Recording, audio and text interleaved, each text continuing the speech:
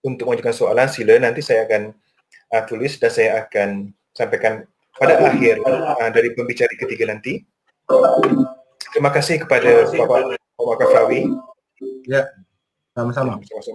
Dan seterusnya, pembicara ketiga pada sesi kedua ini adalah Fazil Azwan, yang saya sebut kepada Guru Fazil Azwan. Saya persilakan kepada Guru Fazil Azwan 20 minit, dipersilakan dari sekarang. Assalamualaikum warahmatullahi wabarakatuh dan salam sejahtera. Alhamdulillahirabbil alamin wassalatu wassalamu ala asyrafil anbiya'i wal mursalin wa ala alihi washabbihi wa barik wasallam. Terima kasih kepada Tuan Moderator Tengku Bongsu Syed Arif dan Azri daripada Kamudi. Terima kasih kerana menjemput kami untuk sama-sama dalam program inilah. Juga terima kasih kepada Guru Johan Iskandar dan Guru Khairul yang banyak memberi bimbingan kami dalam alam Melayu, terutama dalam busana. Okey, baik. Kita akan terus pergi ke slide. Okey, sebelum kita ke slide, saya ingin untuk membaca ungkapan berkenaan dengan Desta yang ditulis oleh almarhum Tenas Fendi. Sekali bernama Desta, duanya bernama Tanjak, yang dijunjung di kepala, yang dipakai berpatut-patut, yang beradat berlembaga, yang beradat berketurunan, yang dijaga dipelihara, yang bertempat dan bertepatan, yang ada asal usulnya. Okey, nanti kita akan tengok apa yang masuk tersirat di sebalik ungkapan pada almarhum Tenas Fendi. Okey, baik. Sebelum kita pergi lebih lanjut tentang Desta Melayu ni, so kita akan pergi kepada jenis-jenis Desta. So, Desta ialah hiasan khas yang digunakan untuk bahagian atas kepala. Penggunaan Desta boleh digunakan untuk bangsa lain kerana ia bermaksud hiasan kepala yang umum. Banyak lagi bangsa lain yang mempunyai sebutan yang hampir sama dengan Desta, yang bermaksud seperti Dasta, Deta, Desta dan Dasta. Peratan kepala tidak dikira sebagai Desta kerana ia bukan hiasan. Contoh seperti helmet. Okey. Kita lihat dulu apa perbezaan Desta, Tanjak dan Tengkolok. Desta ini adalah umum kepada semua hiasan kepala. Contoh seperti Tengkolok, Tanjak, Getam, Justa. Desta juga digunakan untuk bangsa lain. Contoh bangsa Sing yang mana digunakan Dasta. Tengkolok. Tengkolok ialah hiasan kepala yang digunakan daripada bahan kain dan tidak semestinya mempunyai simpul dan bentuknya tidak semestinya saiz 4 segi. Tanjak ialah hiasan kepala yang menggunakan bahan dari kain dan wajib mempunyai simpul, bentuk kainnya wajib segi 4 dan mempunyai tapak semasa awal pembuatan, dan juga ia mempunyai karangan dan solek. Tanjak hanya untuk lelaki sahaja dan boleh diletakkan dalam Tengkolok dan Desta, manakala Tengkolok dan Desta tidak semestinya berada dalam Tanjak. Contohnya, Tanjak boleh juga dipanggil sebagai Tengkolok. Maksudnya ada dalam bahasa-bahasa setempat, dia memanggil Tanjak itu sebagai Tengkolok. Dan kalau kita tengok di Brunei, dia memanggil Tanjak itu sebagai perkataan Dasta. Kalau di Negeri Sembilan, dia memanggil sebagai Deta. Okey, baik. Seterusnya kita tengok pada jadual yang kita boleh lihat secara jelas apa perbezaan antara Tanjak, Tengkolok, Getam dan Semuta. Okey. Seperti kita lihat tadi, Desta adalah satu perkataan umum. Maksudnya umum terhadap hiasan kepala. Maka kita lihat pada slide ini adalah kita tengok bagaimana kita boleh asingkan dan kita boleh tengok kategori. Okey, contoh untuk Tanjak, dia mesti ada tapak dan bengkung. Untuk tengkolok bebas. Untuk getam ada. Dan semuta ada. Simpulan. Untuk tanjak dia ada simpulan. Tengkolok bebas. Getam dan songkok tiada simpulan dan ada biru-biru, menggunakan kaedah biru-biru. Semuta bebas. Karangan dan solek. Tanjak dia ada karangan, tengkolok bebas, getam bebas dan semuta bebas. Okey. So dekat sini kita boleh nampak jelas antara perbezaan antara tanjak, tengkolok, getam dan semuta. Jadi kita lihat kenapa tanjak, tengkolok itu kita tak boleh panggil itu tanjak, tetapi tanjak tu boleh dipanggil sebagai tengkolok sebab untuk menjadi tanjak ni ada beberapa syarat yang perlu kita penuhi baru boleh dipanggil sebagai tanjak. Okey. Seterusnya saya terpaksa cepat sikitlah supaya masa terlampau singkat. Okey, ini saya sertakan senarai sebahagian daripada nama-nama desta, getam, tanjak dan tengkolok. So kalau kita tengok sini dia ada Bugis Tak Balik, Topi Suluk, Sebang Selat, Anak Gajah Menyusu, Gajah Mengamuk, Ayam Patah Kepak, Balung Ayam, Dendam Sudah dan pelbagai. Okey. Jadi kita tengok sekarang ni apa beza antara tanjak warisan dengan kreasi baru. Yang ni kalau kita lihat banyak sekarang ni anak-anak muda banyak dah mula berminat dengan tanjak. Okey, sekarang ni kita lihat kepada tanjak warisan. Apa itu tanjak warisan? Tanjak warisan diperbuat dan diberi nama untuk mengerti suatu peristiwa yang telah berlaku atau untuk sesuatu tujuan pada zaman dahulu. Ia mempunyai nilai yang tinggi kerana merekod sesuatu sejarah. Ia dicipta dan dibuat pada zaman dahulu. Contoh, tanjak Serampang Perak. Ia dibuat untuk peristiwa legenda ular besar Langkawi. Serampang tersebut adalah daripada bahan perak yang digunakan untuk membunuh ular besar ini. Kisah ular besar ini pernah dicatat oleh pegawai British yang terbabit dalam Perang Kedah pada sekitar 1838. Okey. Kreasi baru. Ia dibuat baru dan diberi nama baru, kemudian maksud dan simbolik direka ikut suka hati. Tanjak kreasi tiada kaitan dengan sejarah atau kisah-kisah lama. Ia dibuat pada zaman sekarang. Okey. Walau tanjak dicipta oleh manusia, ia tetap mempunyai perbezaan kerana setiap ciptaan dibuat mengikut peredaran zaman yang sedang berlaku. Setiap ciptaan terhasil dari pengaruh kehidupan yang berlaku. Sebab itu tanjak yang dibuat pada zaman dahulu tidak sama dengan jenis tanjak warisan zaman dahulu. Okey. Tanjak kreasi. Tanjak kreasi pula adalah rekaan baru yang tiada kaitan dengan tanjak warisan. Begitu pula dengan tanjak meniru. Tanjak meniru adalah tanjak yang dibuat hasil meniru tanpa belajar secara berguru dahulu.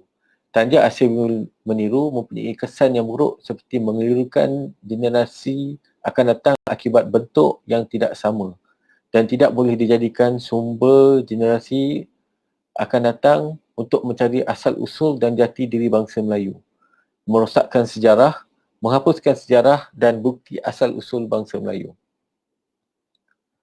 Okey, sebelum kita pergi kepada sifat-sifat tanjak, dan kita kena tahu dulu tanjak ni apa dia punya fungsi dia. Kenapa diletak di atas kepala dan apa dia punya kegunaan dia. Okey. Tanjak dia adalah simbolik kepada bangsa, keturunan dan kerajaan. Ia juga sebagai taraf dan kuasa, mengemaskan kedudukan rambut yang panjang. Ia digunakan sebagai pakaian adat dan juga pakaian adat istiadat. Juga digunakan untuk majlis-majlis ritual, menghalang peluh dari menitis ke mata dari ke dahi, pelengkap busana dan sebagai identiti pemakai. Jadi apa yang sifat-sifat yang terdapat pada tanjak dan tengkolok dan getam? Okey. Jadi kat sini saya letakkan 4 sifat tanjak.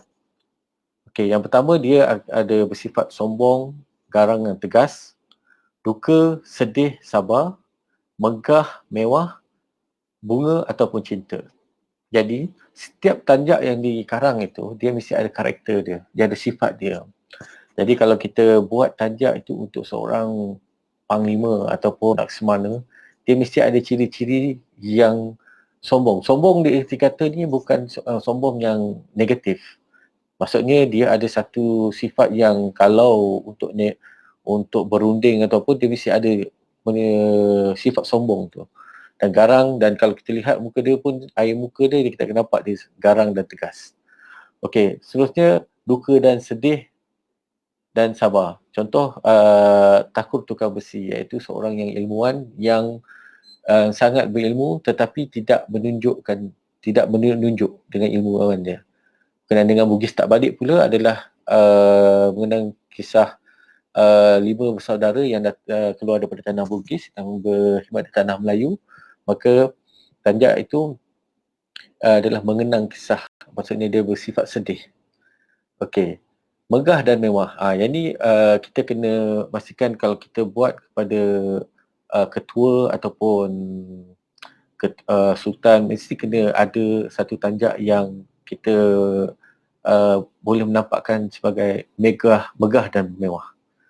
Itu juga tanjak bersifat bunga ataupun cinta, iaitu getah budu atau bunga api-api. Okey, reka bentuk harus tonjol sifat tanjak yang sesuai untuk sesuatu kegunaan dan keadaan. Contoh suatu kematian, haruslah guna tanjak yang bersifat sedih dan bukan bergembira, mewah, sombong. Sebab itu tanjak yang megah, tingginya akan direndah ataupun dipatahkan. Maksudnya ada tanjak yang bersifat megah, dia akan direndahkan. Kalau dalam bahasa ni dialangkan, maksudnya direndahkan. Okey, apa yang sebenarnya di sebalik tanjak ni? Apa yang ada? Okey, tanjak adalah simbol yang mewakili tanah orang Melayu. Kalau kita baca daripada hikayat Hang Tuah, Laksamana Hang Tuah ada berkata, dijunjung orang Melayu ada 3 perkara. Al-Quran, keris, tanjak. Maruah, maruah, maruah. Dalam pendidikan, membuat tanjak tradisional akan mengajar dan menerangkan konsep alif bata bermaksud simbol kepada agama Islam, bangsa dan tanah orang Melayu. Jadi kalau kita lihat tadi daripada ungkapan Laksamana Hang Tuah, dia menyebut Al-Quran. Al-Quran maksudnya simbolik kepada agama Islam. Keris adalah simbolik kepada bangsa Melayu. Tanjak adalah simbolik kepada tanah orang Melayu. Tanah yang dipakai pula membawa maksud si pemakai bahawa mereka mengaku tanah Melayu ini memang tempat asal usul orang Melayu. Okey, apa yang terdapat dalam bahagian-bahagian dalam tanjak? Okey, asas yang wajib dalam pembuatan tanjak dia mesti ada tapak, simpul, karangan. Okey, contoh bentuk dan bahagian jenis-jenis simpul adalah ketupat Palas ataupun ketupat Melayu, ketupat Seberang ataupun ketupat Makassar, burasak Laksamana, burasak Temenggung dan garam sepupu. Okey, jenis tapak. Kita ada 2 jenis, iaitu tapak anak ataupun tapak bernasib. Contoh bengkung, kita ada bengkung bertingkat dan bengkung kilas, karangan ataupun solet. Okey, kalau dahulu kita menggunakan perkataan karang, mengarang tanjak. Sekarang ni kita tengok wujudnya perkataan solet yang memberi maksud yang sama. Maksudnya menyolek tanjak ataupun mengarang tanjak. Okey, contoh-contoh karangan adalah Ayam Patah Kepak, Mahkota Alam, Tok Beruas dan Putera Mambang. Okey, falsafah yang seperti kita kata asas yang wajib dalam pembuatan tanjak ada 3. Jadi kita lihat apa falsafah terhadap bahagian-bahagian yang kita sebutkan tadi. Yang pertama, tapak. Tapak adalah simbolik kepada langkah yang pertama. Manakala simpulan adalah ikatan pertalian asal usul atau keturunan. Sebab daripada simpulan itu kita boleh melihat daripada datangnya, contoh macam ketupat Palas, ketupat Makassar, garam sepupu. Jadi kat situ kita boleh tahu daripada mana dia punya keturunan dia. Okey, karangan ataupun solet. Jadi karangan dan solid ni ada yang contoh macam tanjak tebing tinggi, dia menunjuk kepada tanah ataupun daerah. Tanjak yang karangan melibat sifat, contoh tanjak menyongsong angin, menyusur angin. Tanjak pangkat dan taraf, iaitu laksamana muda, dan lain lagi, kawasan, hiasan diri dan melambangkan identiti. Okey, kita lihat yang berkenaan dengan simpulan dan ikatan. Okey, jadi di dalam tanjak ni kita sebut tadi ada simpulan atau ikatan. Daripada dia punya falsafah ataupun dia punya filosofi dia, dua bahagian kain kalau kita lihat pada tanjak tu, kita tengok daripada slide tu, dia melambangkan lelaki dan perempuan. Jadi kedua bahagian ini perlu akan dicantumkan dan melambangkan ia ada satu perkahwinan dan sah dan kukuh. Maka bentuk simpulan juga dia melambang keturunan, leluhur dan asal usul. Jadi simpulan yang ada di dalam tanjak tu dia merujuk kepada ikatan perkahwinan. Maka dia perlu adalah satu ikatan yang kukuh. Jadi dia tidak ada ikatan yang adjustable. Dia mesti ikatan yang kukuh. Kalau kita lihat simpulan ketupat palas, garam sepupu, ketupat Makassar, dia adalah satu ikatan simpulan yang kukuh. Okey. Dalam seni pembuatan tanjak dendam tak sudah, banyak menggunakan istilah dan penerangan berkaitan dengan pertemuan lelaki dan perempuan dan hingga ke peringkat perkahwinan. Kandungan anak dari zuriat yang sah dan anak halal. Ungkapan langkah melipat desta adalah seperti berikut. Langkah melimpat desta Negeri Sembilan, tanjak dendam tak sudah. Langkah bermula, risik melangkah, risik bertemu, cincin dikembang, lambaian kasih, kasih terjawab, kasih bermula, bertemu kasih, gelombang kasih dan lambaian kasih. So kalau kita tengok dekat tanjak ataupun data Negeri Sembilan, kita akan nampak apa yang disebutkan ni pada dalam tanjak itu sendiri. Okey. Seterusnya kita lihat ungkapan Melayu berkenaan dengan desta yang ada saya sebutkan pada di awal seminar tadi. Yang pertama, sekali bernama desta, iaitu sebutan yang paling umum untuk hiasan kepala. Duanya bernama tanjak, paling dikenali dan maruah yang paling tinggi. Yang di ujung di kepala, yang dipakai di atas kepala, yang dipakai berpatut-patut, dipakai di bahagian pucuk. Yang beradat lembaga, maksudnya ada di peringkat adat istiadat.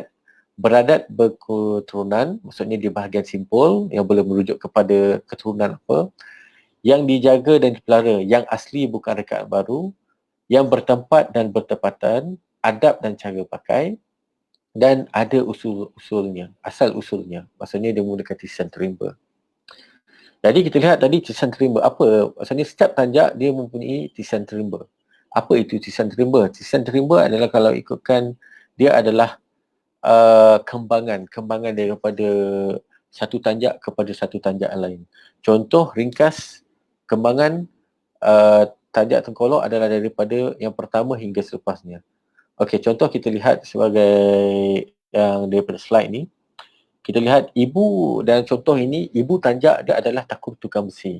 Yang mana dia tanjak ini yang dia kena pasti dia sebelum tahun 1800. Jadi contoh kalau kita nak buat tanjak Bugis Tak Balik, dia mesti melalui proses daripada membuat tanjak Takut Tukang Besi, kemudian dikembangkan menjadi tanjak Nahoda Terong, kemudian dikembangkan menjadi tanjak Mahkota Alam, kemudian dikembangkan menjadi Bugis Tak Balik. Maka untuk membuat tanjak Bugis Tak Balik ni dia bukan lipat ataupun karang terus jadi Bugis Tak Balik. Dia mesti melalui proses tisisan terimba, iaitu kembangan demi kembangan sehingga baru dia. Dan sebenarnya setiap kembangan tu dia ada jalan cerita, dia ada sejarah dia.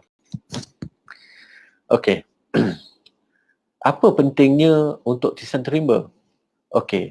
Kelebihan cara pembuatan menggunakan sistem tisisan terimba ialah hasil bentuknya tetap sama walau dibuat oleh orang yang berlainan dan berlainan masa. Maka kalau kita lihat tisisan terimba ni, kalau dibelajar oleh orang yang daripada guru dan dibuat oleh orang yang berbeza, maka kita akan lihat hasil daripada itu akan sama. Itu kalau kita lihat, kalau mahkota alam tu kalau dibuat secara belajar dari proses mewarisi daripada guru, maka kita akan lihat mahkota alam yang dikarang itu sama je, tidak ada beza daripada ni. Yang kalau kita nampak yang berbeza-beza tu, kita kena tanyalah sama ada dia berguru ataupun dia hanya melihat pada YouTube, meniru, ataupun dia beli tanjak, dia bongkar balik semula dan cuba melipat. Okey. Jadi ini pentingnya proses pembelajaran tanjak melalui decision tree. Okey. Jadi kita lihat dulu tentang perbezaan adat istiadat dan adab dan kanun. Adat adalah peraturan yang sudah diamalkan turun-temurun. Peraturan sesuatu bangsa yang wujud mempunca daripada perbuatan yang berulang bertahun-tahun. Maka adat istiadat pula peraturan dalam suatu majlis ataupun protokol. Contoh Pertabalan Sultan dan Permasyuran di istana. Kalau kita ikatkan dia lebih kepada, maksudnya sekarang ni, protokol yang ada di Perak, di istana Perak dan di negeri Selangor tidak sama. Dia ada, maksudnya kalau adat adalah satu benda yang kita amalkan secara turun-temurun, maka adat itu bila dia duduk di dalam adat istiadat, dia akan diubah untuk menyesuaikan dalam keadaan majlis ataupun dalam majlis ataupun dalam peraturan-peraturan yang ditetapkan dalam istana. Adab pula adalah cara mengikut keadaan yang sesuai. Kanun adalah hukum ataupun undang-undang. Okey. Reka bentuk tanjak harus sesuai dengan jenis pekerjaan. Tanjak yang tinggi dan rendah mempunyai peranan dalam suatu pekerjaan.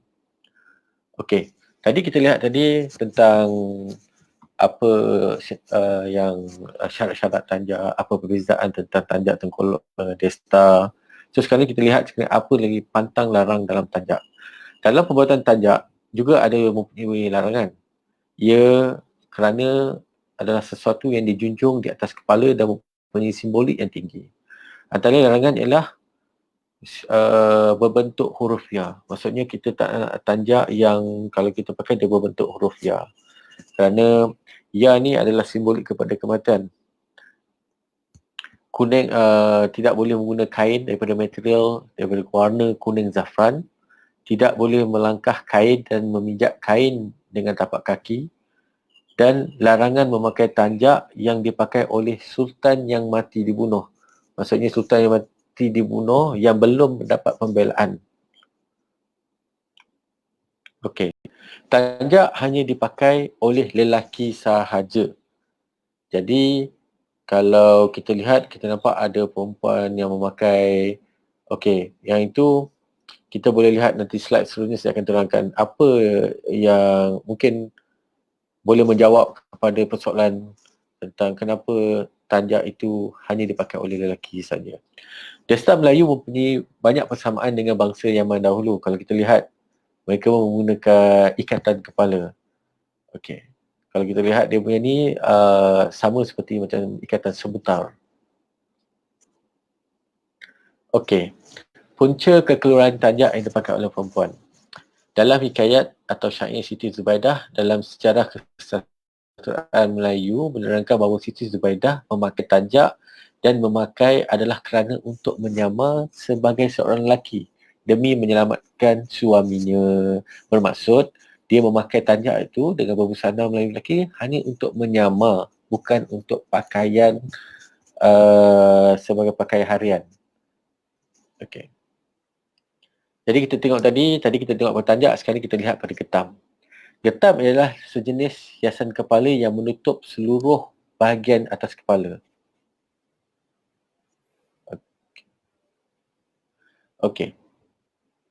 Jadi getam bermaksud bekas bentuk. Kalau kita tengok dekat di Dewan Bahasa dan Pustaka, perkataan getam ni masih belum ada lagi dalam kamus Dewan Bahasa. Tetapi sebenarnya perkataan getam ni dapat meluas. Cuma belum lagi didaftarkan dalam Dewan Bahasa dan Pustaka. Getam bermaksud bekas menutup. Antara contoh hiasan kepala jenis getam ialah getam budu, getam bunga padi, getam perkasam, getam setahun, getam sarang tebuan dan banyak lagi. Okey, kita lihat tentang simbolik kepada dan falsafah terhadap getam. Dia tak sama seperti tanjak. Contoh nama getam dan makna tersirat seperti di bawah. Contoh getam budu. Getam bermaksud bekas penutup. Budu adalah sesuatu benda yang berbau. Jadi simbolik adalah getam budu bermaksud menutup aib malu. Yang kedua adalah getam pekasam. Sama juga. Dia getam bermaksud bekas penutup. Pekasam adalah sesuatu benda yang berbau. Jadi orang yang memakai getam pekasam ini adalah bermaksud menutup aib malu. Okey. Getam sarang tebuan adalah bekas penutup. Tebuan adalah melambangkan ataupun filosofinya terhadap pertahanan dan serangan. Jadi getam sarang tebuan ni bermaksud menyimpan rahsia pertahanan tentera.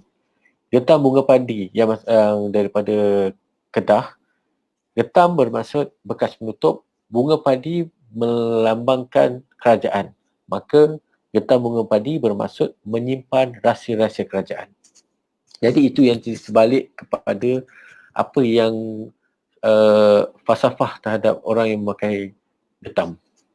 Okey, seterusnya kita pergi tengok tengkolok. Jadi tengkolok dipakai oleh lelaki dan perempuan. Jadi kita tengok ni contoh kita lihat tengkolok yang kita jarang kita lihat tentang tengkolok lelaki.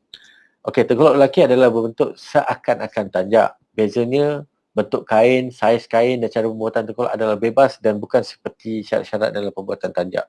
Maka dia tidak perlu ada tapak, tidak perlu ada simpulan dan soleknya bebas. So yang ni contohnya ini adalah tengkolok lelaki yang bernama tanduk bangkut. Okey, ini adalah tengkolok perempuan. Okey. Tengkolok ini kalau kita nampak ni jenis bulang yang bernama bulang kondai. Okey. So yang ni kalau kita lihat tengkolok perempuan ni dulu pun dah patut syariah. Dia maksud menutup aurat. Jadi kalau kata orang Melayu sebelum ni buka aurat ke, dapatnya betul lah. Sebab sebenarnya Melayu dengan Islam tu memang tak dapat dipisahkan dan sebenarnya Muslim Melayu tu banyak yang sudah dipatuh syariah. Okey. Sebenarnya kita tengok tengkolok perempuan adalah tengkolok suri. Okey. Jadi kalau tengkolok suri ni kalau dia mempunyai dipakai oleh mereka yang mempunyai satu jawatan, memimpin satu kumpulan ataupun tempat rujukan. Jadi sekarang ini dinamakan sebagai tengkolok perempuan jenis suri bernama suri kecil. Okey. Okay. Seterusnya tanjak yang berjenis tengkolok perempuan jenis bulang bernama bulang sipu-sipu. Jenis ini untuk anak dara, janda dan mereka yang belum kahwin ataupun bersuami. Bentuk asasnya seperti silinder pendek, mempunyai lipatan dan bengkung yang besar. Okey. Jenis bulang ini yang memudahkan melakukan kerja yang lasak dan termasuk bersilat dan perang. Jenis bulang juga dipakai oleh kaum lelaki tapi bentuknya lebih ringkas. Jadi sebenarnya kalau ikutkan kain tu dia ada satu kain yang boleh tutup muka. Okey. Yang ini pula adalah tengkolok perempuan yang jenis siput bernama siput belian. Yang ini sebenarnya kalau ikutkan biasanya dipakai oleh perempuan ibu mengandung ataupun sakit. Jadi kalau orang yang memakai tengkolok ini, kalau dia datang ke majlis helat jamu, jadi orang dah faham maksudnya dia ni adalah orang yang mengandung, maksudnya dia di tempat yang khusus dan dia boleh menyebabkan tidak akan ada berlaku orang mengata ataupun bercakap belakang lah. Okey, seterusnya tengkolok segulung. Yang ni biasa sangat kalau kita pakai. Kalau bahasa di Negeri Sembilan dia panggil selepuk. Yang ni dipakai untuk biasanya untuk buat kerja-kerja lah. Okey, ini kerudung. Yang ni kebanyakan digunakan untuk datang ke majlis adat istiadat ataupun majlis helat jamu. Okey. Tengkolok perempuan yang nanti dia kata tadi kain lebihan yang dia pakai sipu-sipu digunakan untuk menutup muka. Okey. So kesimpulan daripada pembintangan ini sebenarnya, orang Melayu dulu dia mencipta sesuatu tidak sia-sia, maka dia mempunyai satu yang ada bermaksud sesuatu dan dia ada falsafahnya, maka dia tidak membuat sesuatu yang orang kata kalau untuk diwarisankan tu sesuatu yang sia-sia. Jadi itu pasal kalau dalam untuk kita mengarang tanjak pun sebenarnya perlu kita berguru, belajar, sebab dalam alam Melayu ni terlampau banyak tanjak-tanjak. Kita risau apa yang kita buat tu adalah benda yang dah wujud dalam alam Melayu. Cuma kita tak belajar. Kita tidak mengetahui yang bahawa tanjak yang kita reka tu sebenarnya tanjak tu telah wujud dalam alam Melayu. Jadi kalau kita belajar secara berguru, kalau kita belajar mengikut sisan terima, maka kita akan terdedah dengan berbagai-bagai tanjak yang ada dalam alam Melayu. Sekian, terima kasih. Alhamdulillah. Terima kasih kepada Guru Fazil Azwan yang telah membentangkan mengenai filosofi dan adab Desta Alam Melayu. Memang sungguh banyak ilmu-ilmu yang dapat kita temui mengenai cara berdesta dan mengarang tanjak Desta Alam Melayu. Dan juga kepada semua pembicara, telah saya dan Azri Arifin rangkum dari kesemua soalan